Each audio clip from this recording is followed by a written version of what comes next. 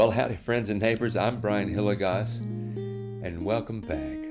We're going to continue our conversation with the great Lloyd Wells. In fact, the music you heard at the forefront of this announcement, and in the background here is Lloyd playing solo guitar from his CD Invitation, and the song is Secret Love. In the comments, or wherever you find this on the internet, you should be able to find a link or a location where you can listen to the rest of this CD and some of his other music. As we continue this conversation, I asked Lloyd about his relationship with George Goober Lindsey from the Andy Griffith Show and Hee Haw. Great actor, great personality, and Lloyd became his best friend in the later part of his life. So Lloyd, how did you become George Lindsey's best friend? I met him one night. I was working for Ernie Ford, playing for Ernie Ford. We were going to do Ralph Emery's Nashville Now show, and George was on that night. And in the green room, of course, George and Ernie had been old friends for a long time, and they got to talking, and I got involved in it all. And George and I swapped a couple of jokes that night, and that kind of melted the barrier. You know, he enjoyed it, and we became friends from there. About what year was that? I have no idea. 2-3 years before Ernie died. He died in 91.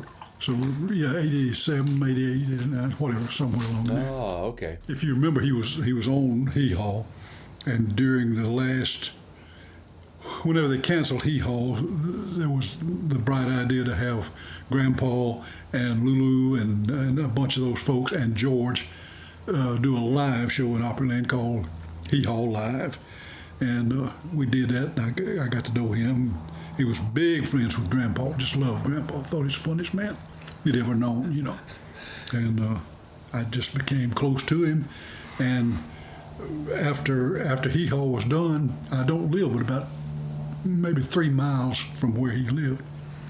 And we became very close. I'd go down to eat with him a couple of times a week, and in the end, he started having, when his health started failing, I put him in the hospital a few times and in Starworth rehab a few times, in and out. And wow, so you actually put him in there and helped him out with that? I did. I took him to Starworth on 2 different occasions for the rehab thing.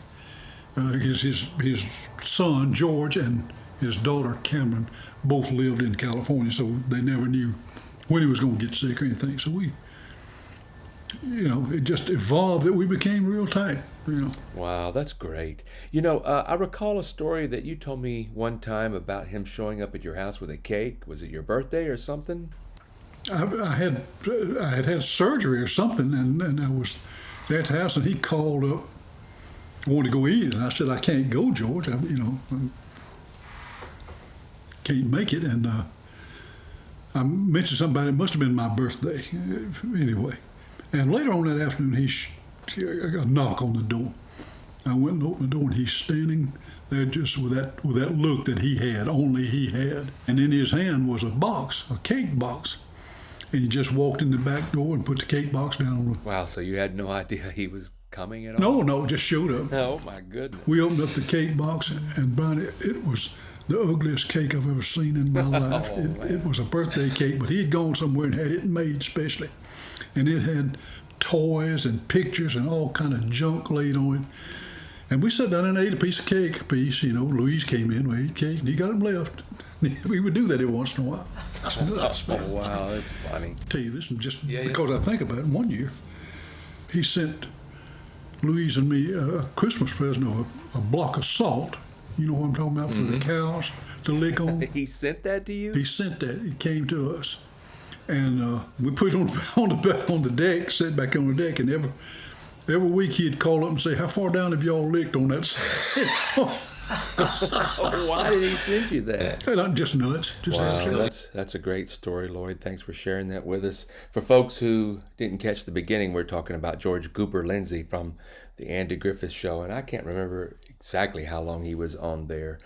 Yeah, but it was always a lot shorter than we think of. We think of George as being on there forever and ever, and it just didn't happen. He was on there a finite amount of times, you know, and it was much less than I thought at the time. Yeah, there was a time when I heard that the Andy Griffith Show was on cable TV continuously for 35 years on some channel somewhere. It has that fan club that the guy who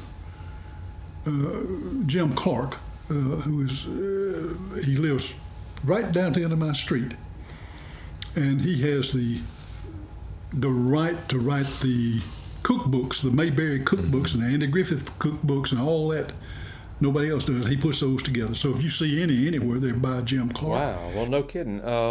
Did George talk about Andy very much? Andy called him something. It wasn't George and it wasn't Goober. It was another name, and it fails me now. Maybe I'll think about it before it's over. Oh, wow. I'd love to know what that is. So what else do you have? Anything else come to mind? Any other stories? Or Ernie Ford and his family had a condo out in Hawaii for a long time. And it was up on like the 5th, 6th, or 7th floor in this building. And Ernie said one day, the concierge called his apartment upstairs and says, Mr. Ford, there's a big box that's been delivered down here for you. You need to come down and get it. So he went down to the lobby of the thing and said, there was this great big cardboard box, and it was from George.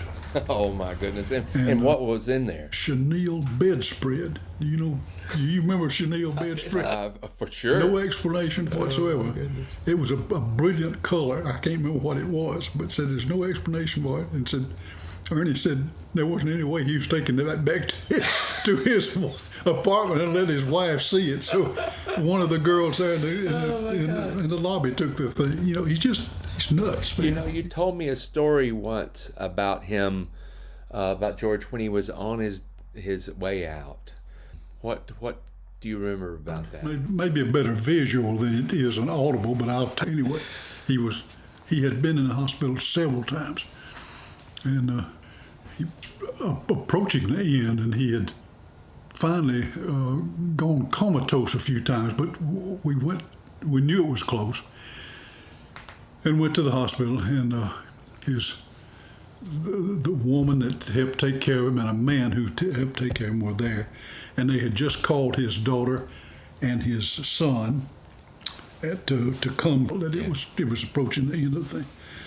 So when we got there, he was in and out of the coma, and he recognized us when we walked in. He called Louise's name. Hey, Louise, how you? And she went over and stood with the other two folks and talked with them. And I sat down on the side of the bed beside him. And he had his eyes closed, but he would respond to you when you talked to him. He just wouldn't open his eyes. And we talked a little bit, and I tried to tell him a few jokes, and we sang, we recited some lyrics. He liked to recite lyrics. He knew 1,000 tunes, It's amazing the number of songs he knew to. Yeah. And we did Waiting for a Train, did the whole thing, just sitting all there. Around exactly, Waiting for a Train. And we did that and talked for a while. And in the meantime, his daughter came in, and Ann Wilson, who was his girlfriend at the time, had gone to the airport to get her. And so they walked in, and I thought, well, it's time for us to go now because family's here. And I leaned down to him, his eyes were closed, and I said, we're going to go find somebody interesting. And he says, rugga, rugga, rugga. And I said, beg pardon? And he says, his eyes are still closed now. He's lying there on his back. He says, rugga, rugga, rugga. And I got down a little closer and I said, I don't understand, George. Rugga, rugga, rugga. And I finally said, are you pulling my leg? And he just nodded in the affirmative. I got up and left, and that's the last time I saw him. He left us a few days later. Well, he never opened his eyes. Thank you, Lloyd, for those wonderful stories about George Lindsey and your personal experiences with him. And now I'd like to introduce Lloyd Wells performing his arrangement of In the Garden on the 7-string classical guitar.